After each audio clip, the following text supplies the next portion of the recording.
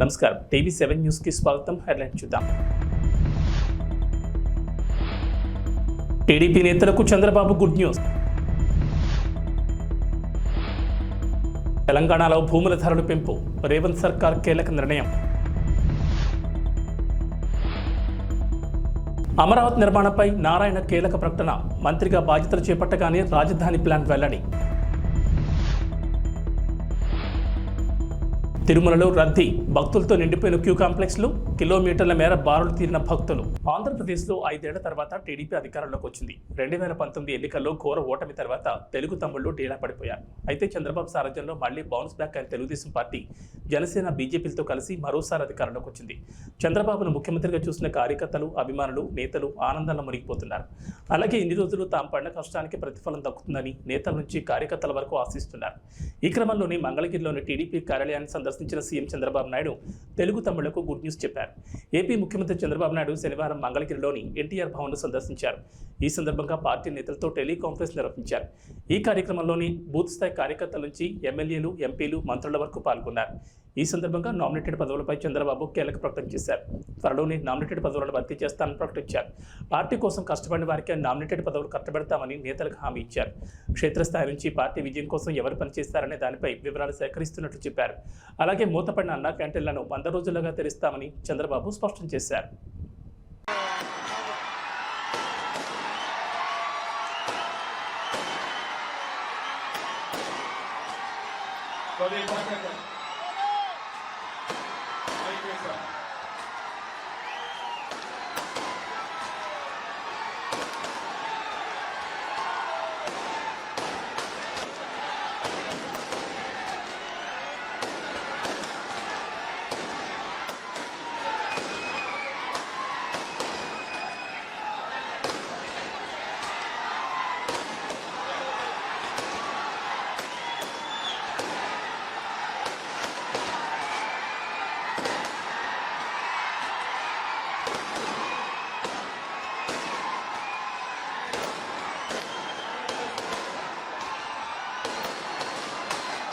నైరుతి రుతుపవనాల ప్రభావంతో తెలంగాణలో వర్షాలు కురుస్తున్నాయి. ఇక హైదరాబాద్, సికింద్రాబాద్లలో వర్షం కురిస్తే ప్రధాన రహదారులపై భారీగా వరదలు చేరుతోంది.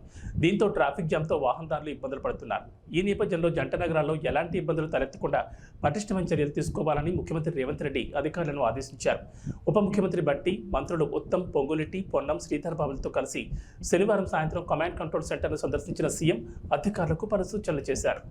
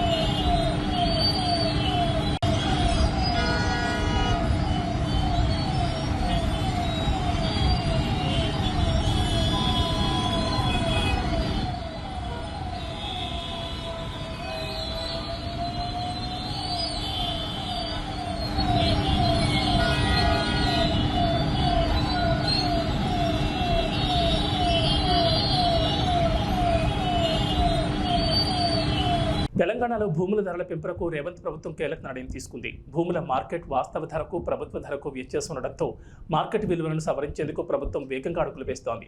ఈ మేరకు రాష్ట్రంలో ఆగస్టు 1వ తేదీ నుంచి వ్యవసాయేతర భూములు, స్థిరాస్తుల కొత్త రిజిస్ట్రేషన్ల ఛార్జీలు అమల్లోకి రానున్నాయి. రాష్ట్రంలో భూముల మార్కెట్ విలువలను సవరించేందుకు రేవంత్ ప్రభుత్వం ఇటీవల నిర్ణయించిన విషయం తెలిసిందే. సీఎం రేవంత్ అధికారులతో సమీక్ష నిర్వహించి కీలక ఆదేశాలు జారీ చేశారు. అందులో భాగంగా క్షేత్రస్థాయిలో విలువను అంచనా వేసేందుకు స్టాంపులు రిజిస్ట్రేషన్ల శాఖ కార్యాచరణ ప్రారంభించింది. పాత మార్కెట్ విలువను సవరించి కొత్త విలువను అమల్లోకి తెచ్చేందుకు ఉన్న పరిస్థితులపై అధికారులు అధ్యయనం చేయనున్నారు. ఈ నెల 18న అదనపు కలెక్టర్లు, ఆర్డీఓలతో ఈ శాఖ అధికారులు ప్రైమరీ మీటింగ్ నిర్వహించి కార్యక్రమాన్ని షురూ చేయనున్నారు. దశల వారీగా పరిశీలన పూర్తి చేసి జూలై 1న కొత్త రిజిస్ట్రేషన్ ఛార్జీలను ఫైనల్ చేయనున్నారు. ఆ తర్వాత పలు దశల్లో పరిశీలన పూర్తి చేసి తుది మార్కెట్ విలువలను ఖరారు చేయనున్నట్లు ప్రభుత్వ వర్గాలు వెల్లడించాయి. ఈ నెల 19 నుంచి ఏపీ అసెంబ్లీ సమావేశాలు జరగబోతున్నాయి. ఆంధ్రప్రదేశ్లో కొత్త ప్రభుత్వానికి సంబంధించి పనులు శరవేగంగా జరిగిపోతున్నాయి. ఈ నెల 12వ తేదీన ఆంధ్ర రాష్ట్ర ముఖ్యమంత్రిగా నారా చంద్రబాబు నాయుడు ప్రమాణ స్వీకారం చేసిన విషయం తెలిసిందే. నారా చంద్రబాబు నాయుడు అనే నేను శాసనం ద్వారా నిర్మితమైన భారత రాజ్యాంగం పట్ల నిజమైన విశ్వాసం, విధేయత చూపుతానని, భారతదేశ సార్వభౌమాధికారాన్ని, సమగ్రతను కాపాడుతానని, ఆంధ్రప్రదేశ్ రాష్ట్ర ముఖ్యమంత్రిగా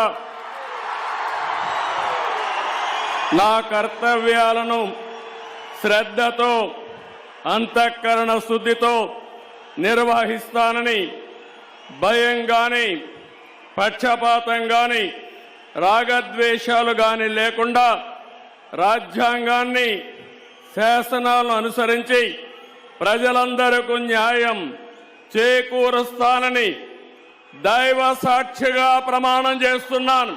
ఏపీలో తెలుగుదేశం పార్టీ నాయకత్వంలోని కూటమి అధికారంలోకి రావడంతో రాజధాని అమరావతికి మళ్లీ మంచి రోజులు వస్తున్నాయి. 5 ఏళ్ల పాటు అభివృద్ధికి దూరంగా ఉండిపోయిన అమరావతి పనుల్లో కదలిక కనిపిస్తోంది. 3 రాజధానుల పేరిట గత సర్కార్ రాజధాని నిర్మాణ విషయంలో తాత్సారం చేయగా చంద్రబాబు సీఎంగా పగ్గాలు చేపట్టిన వెంటనే రాజధాని అమరావతి మాత్రమేనంటూ స్పష్టమైన ప్రకటన చేశారు. 2014లో చంద్రబాబు నాయుడు ప్రభుత్వంలో మున్సిపల్ శాఖ బాధ్యతలు చేపట్టిన మంత్రి నారాయణకే మరోసారి ఆ శాఖ బాధ్యతలు అప్పగించారు.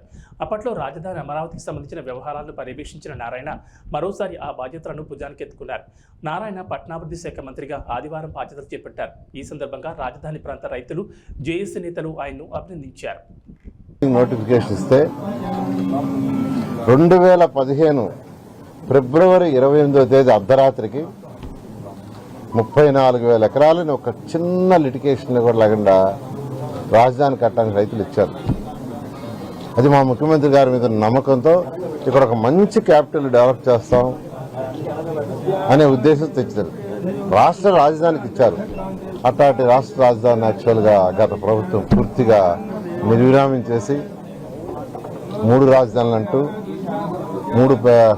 మూడు ముక్కలాట ఆడి పూర్తిగా నాశనం చేశారు. రైతులకు ఇవ్వాల్సిన కౌలు గీవులు కూడా సరిగా ఇవ్వక వాళ్ళకి నానా ఇబ్బందులు పెట్టారు. ఏదేమైనప్పటికీ ప్రజలు ఈ అరాచక పాలన చూసి విసిగిపోయి ఈరోజు ఎన్డీఏ కూటమికి 164 సీట్లు ఇచ్చారు. ముఖ్యమంత్రి గారు ఒకటే చెప్పారు, మళ్ళీ ఈ శాఖ నాకు ఇచ్చి, గతంలో ఈ శాఖ నిర్వహించావు, నీకు అనుభవం ఉంది, ఆ అనుభవంతో దీన్ని ప్రపంచంలో టాప్ 5 రాజధానిలో ఒకటి చేయాలా, ఇక్కడ కట్టే రాజధాని వల్ల రాష్ట్రంలోని 13 జిల్లాల యొక్క ఆర్థిక స్థితి పెరగాలి అని ఇచ్చారు. ఖచ్చితంగా నేను యాక్చువల్గా మంత్రిగా స్వీకరించినప్పటి నుంచి నేను స్టడీ చేస్తూ ఉన్నాను. గత అనుభవం 2014 నుంచి 19 దాకా నేను చేసిన స్టడీ అంటే అప్పుడు ఆంధ్రప్రదేశ్ డిప్యూటీ సీఎం పవన్ కళ్యాణ్ మంత్రివర్గంలో తాను కేటాయించిన శాఖలపై స్పందించారు. దీనికి సంబంధించి సుదీర్ఘమైన పత్రికా ప్రకటన విడుదల చేశారు. చంద్రబాబు మంత్రివర్గంలో పంచాయతీరాజ్, గ్రామీణాభివృద్ధి, గ్రామీణ నీటి సరఫరా, అటవీ, పర్యావరణం, సైన్స్ అండ్ టెక్నాలజీ శాఖలను పవన్ కళ్యాణ్ కేటాయించారు. ఈ నేపథ్యంలో మంత్రిగా తాను చేయబోయే పనులు, తన ప్రాధాన్యాలను పవన్ కళ్యాణ్ వివరించారు. సీఎం చంద్రబాబు తన కేటాయించిన శాఖలన్నీ తన మనసుకు, జనసేన మూల సిద్ధాంతాలకు చాలా దగ్గరగా ఉన్నాయని పవన్ కళ్యాణ్ చెప్పుకొచ్చారు. మంత్రిత్వ శాఖలపై సంతోషం వ్యక్తం చేశారు. ఆంధ్రప్రదేశ్ రాష్ట్ర ఉప ముఖ్యమంత్రిగా తాను నిర్వర్తించబోయే శాఖలు తన మనసుకు, జనసేన మూల సిద్ధాంతాలకు చాలా దగ్గరగా ఉన్నాయన్నారు. ఈ బాధ్యతలు సంతోషం కలిగిస్తున్నాయన్నారు. పంచాయతీరాజ్, గ్రామీణాభివృద్ధి, గ్రామీణ నీటి సరఫరా, పర్యావరణం, అటవీ, శాస్త్ర సాంకేతిక శాఖలన్నీ ప్రజలకు ప్రత్యక్షంగా ఉపయోగపడేవి, ప్రభుత్వాన్ని ప్రజల దగ్గరకు చేర్చేవిగా నేను భావిస్తున్నానన్నారు. 2008 నుంచి ప్రత్యక్ష రాజకీయాల్లో ఉన్న తాను ఉభయ తెలుగు రాష్ట్రాల్లో విస్తృతంగా పర్యటించారన్నారు. 2019 ఎన్నికలకు ముందు ప్రజా సమస్యలపై అవగాహన, మౌలిక సదుపాయాల కల్పనపై అధ్యయనం కోసం ప్రజా పోరాట యాత్రను తలపెట్టానని పవన్ కళ్యాణ్ తెలిపారు. రాష్ట్ర వైద్య ఆరోగ్య శాఖ మంత్రి సత్యకుమార్ కుటుంబ సమేతంగా ఇంద్రకీలాద్రిపై కొలువుదీరిన శ్రీ దుర్గా మల్లేశ్వర స్వామి దేవస్థానంలో కనకదుర్గమ్మ అమ్మవారిని దర్శించుకున్నారు. అనంతరం మంత్రిగా బాధ్యతలు స్వీకరించారు.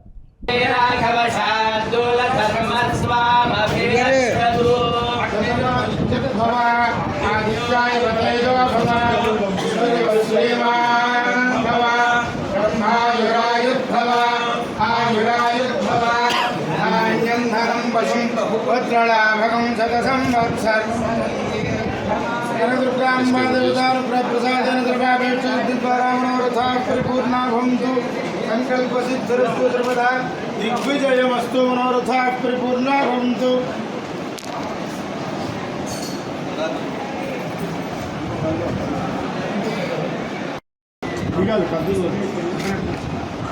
ప్రసాద్ ఇచ్చారా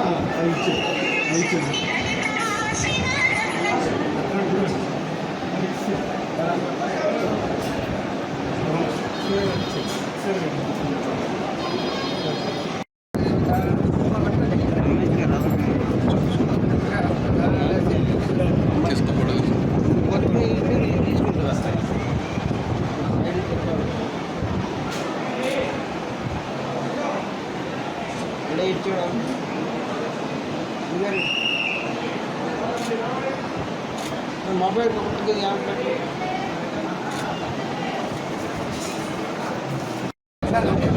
ప్రజాధనంతో ఏర్పాటు చేసిన ఫర్నిచర్ను సొంతానికి వినియోగించుకుంటున్న మాజీ సీఎం జగన్పై కేసు నమోదు చేయాలని కోడెల శివరాం డిమాండ్ చేశారు.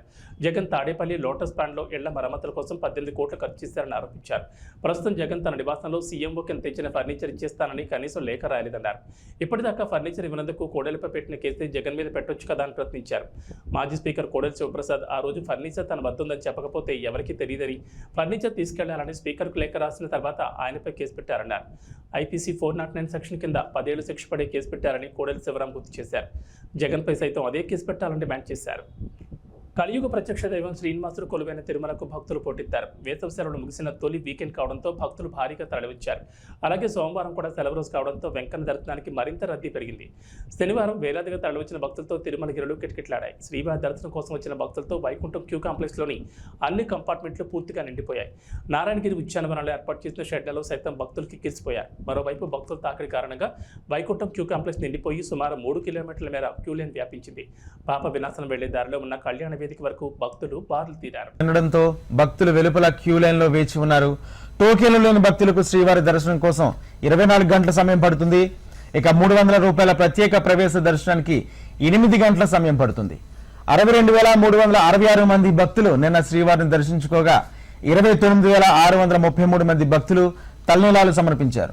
ఇక నిన్న శ్రీవారి హుండీకి 3 కోట్ల ఆదాయం చేకూరింది. ఈ నెల 17న శ్రీవారి ఆలయంలో శ్రీరామనవమి వేడుకలు నిర్వహించనున్నారు టీటీడీ. ఈ సందర్భంగా పలు ఆర్జిత సేవలను రద్దు చేశారు. ఏప్రిల్ 18వ తేదీన శ్రీరామ పట్టాభిషేకం నిర్వహించనుంది టీటీడీ. రామ్ డబుల్ స్మార్ట్ నుంచి ఇంతవరకు ఎలాంటి అప్డేట్ రాలేదు. ఆ మధ్య వదిలిన టీజర్ తప్ప ఇంకా ఎలాంటి అప్డేట్ రాలేదు. అసలు ఈ సినిమా షూటింగ్ జరుగుతుందా లేదా అన్న డౌట్లు కూడా అందరికీ కలిగాయి. చివరికి ఈ మూవీ ఉందా అటకెక్కించేశారని అనుకున్నారు. కానీ సడన్గా డబుల్ స్మార్ట్ రిలీజ్ డేట్ను అధికారికంగా ప్రకటించేశారు. ఆగస్టు 25న ఈ చిత్రం విడుదల కాబోతుందట. ఈ మేరకు మేకర్లు పోస్టర్లు కూడా రిలీజ్ చేశారు. ఆగస్టు 15న ఏ తెలుగు సినిమా కూడా పోటీకి దిగుతాం. ఎందుకంటే అల్లు అర్జున్ సుకుమార్ కాంబోలో పుష్ప ది రూల్ రానుంది. అలాంటి రామ్ డబుల్ స్మార్ట్ను రంగాలోకి దించారు. చూస్తుంటే పుష్ప 2 వాయిదా పడేలా ఉందనిపిస్తుంది. అందుకే ఆ డేట్ పోతే మళ్ళీ రాదని వెంటనే ఇలా పూరి జగన్నాథ్ రామ్ తమ రిలీజ్ డేట్ ను బ్లాక్ చేసుకున్నట్లుగా అనిపిస్తోంది. మేకర్స్ పోస్ట్ పోన్ చేయనున్నారు అని వార్తలొస్తున్నాయి.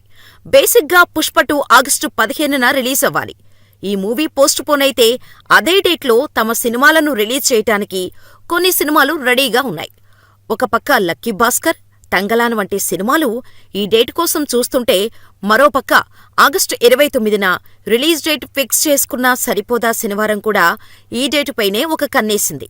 అయితే పూరి వీరందరికంటే ఒక అడుగు ముందే ఉన్నాడు అని చెప్పొచ్చు. డబుల్ స్మార్ట్ మూవీ పోస్టర్ను రిలీజ్ డేట్తో కలిపి రిలీజ్ చేస్తాడు. ఈ సినిమా ఆగస్టు 15న రిలీజ్ అవ్వనుంది అని ఆడియన్స్కి క్లారిటీ ఇచ్చాడు పూరి జగన్నాథ్. ఆగస్టు 15న సినిమాను రిలీజ్ చేసి ఆ వీకెండ్ను పూర్తిగా వాడనున్నాడు పూరి. అంతేకాకుండా సోమవారం రక్షాబంధన్ అవటంతో ఆ రోజు కూడా ప్రేక్షకులు సినిమాకి వచ్చే ఛాన్సెస్ ఉన్నాయి. ఇక పోస్టర్ విషయానికి వస్తే నుదిటిన విభూతితో రామ్ మాస్ లుక్కులో నడుచుకుంటూ వస్తుంటే బ్యాక్గ్రౌండ్లో కొండలు, కొండల మధ్యలో శివలింగాన్ని పెట్టి పవర్ఫుల్గా డిజైన్ చేశారు. సో పుష్ప 2 పోస్ట్ పోన్ అని టీం కన్ఫర్మ్ చేయకముందే double smart release date fix చేశారు పూరి. తెలంగాణ వ్యాప్తంగా నైరుతి ఋతుపవనాలు విస్తరించాయి. అయినా కొన్ని జిల్లాల్లో మాత్రం ఇంకా వర్షాలు కురవడం లేదు. ఇప్పటికే విత్తనాలు విత్తిన రైతులు వాన కోసం ఆకాశం వైపు ఆశగా ఎదురుచూస్తున్నారు. మేఘాలు కమ్ముకుంటున్నాయి తప్ప వనరులు మాత్రం కరుణించడం లేదు. కొన్ని జిల్లాల్లో అయితే వర్షం కురిసి వారం దాటింది. వర్షం కోసం ఎదురుచూస్తున్న రైతులకు వాతావరణ శాఖ గుడ్ న్యూస్ చెప్పింది. తెలంగాణ నుంచి మధ్య బంగాళాఖాతం వరకు ద్రోణి విస్తరించిందని చెప్పారు. ఇది సముద్ర మట్టం నుంచి 3.1 కిలోమీటర్ల నుంచి 5.8 కిలోమీటర్ల మధ్యలో కొనసాగుతున్నారు. గాలులు పశ్చిమ దిశ నుంచి తెలంగాణ వైపు వీస్తున్నాయన్నారు. దీని ప్రభావంతో రాబోయే 3 రోజులు తెలంగాణలో తేలికపాటి నుంచి ఓ మోస్తరు వర్షాలు కొన్ని చోట్ల కురిసే అవకాశం ఉందని తెలిపారు. ఇవాళ రేపు రాష్ట్రంలోని కొన్ని జిల్లాల్లో ఉరుములు, మెరుపులు, ఈదురుగాలులు గంటకు 30 నుంచి 40 కిలోమీటర్ల వేగంతో వీస్తాయన్నారు. భగభగలు కురిపించగా ఆ తర్వాత వాతావరణం ఒక్కసారిగా మారిపోయింది.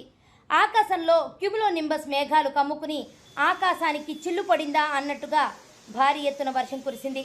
ఉరుములు, మెరుపులతో పాటు ఈదురుగాలులతో వర్షం కురిసింది. దీంతో భాగ్యనగరం మొత్తం తడిసి ముద్దయింది. రోడ్లన్నీ వర్షపు నీటితో నిండిపోయాయి. పలు చోట్లలో రహదారులపై పెద్ద ఎత్తున నీరు నిలిచిపోవడంతో భారీగా ట్రాఫిక్ జామ్ అయింది. దీంతో వాహనదారులు తీవ్ర ఇబ్బందులు పడుతున్నారు.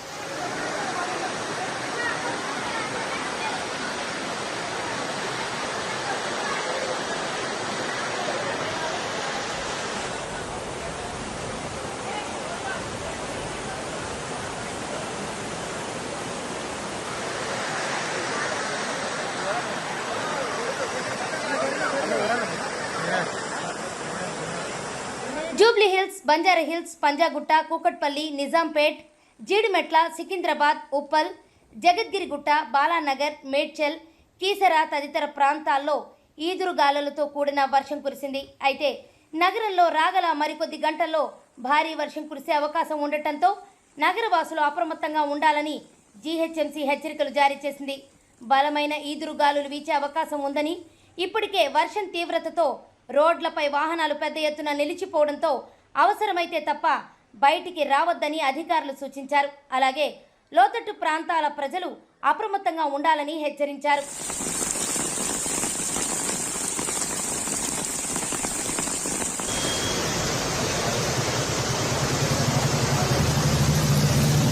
రాత్రి సమయంలోనూ భారీ వర్షం కురిసే అవకాశం ఉండటంతో ప్రజలెవరూ బయట తిరగద్దని అధికారులు హెచ్చరిస్తున్నారు. ప్రస్తుతం బయట ఉన్నవారు కూడా వీలైనంత త్వరగా ఇళ్లకు చేరుకోవాలని సూచించారు. ఆఫీసుల నుంచి ఇళ్లకు వెళ్లే సమయం కావడంతో రోడ్లపై భారీ స్థాయిలో ట్రాఫిక్ జామ్ అయ్యే అవకాశం ఉందని, అందువల్ల వాహనదారులు అప్రమత్తంగా ఉండాలని సూచనలు జారీ చేశారు. గత వారం కురిసిన భారీ వర్షానికి హైదరాబాద్ నగరం చిగురుటాకులా వణికిపోయింది. అదే తరహాలో గురువారం కూడా కుండపోత వాన జనజీవనాన్ని అస్తవ్యస్తం చేసేసింది. ఓవైపు వర్షాలతో, అకాల వర్షాలతో ఇబ్బందులు కలుగుతున్నా వేసవి తీవ్రత నుంచి ఉపశమనం కలగడం హైదరాబాదీలకు ఊరటనిస్తోంది. ఇవి బులెటిన్ విశేషాలు. నమస్కారం.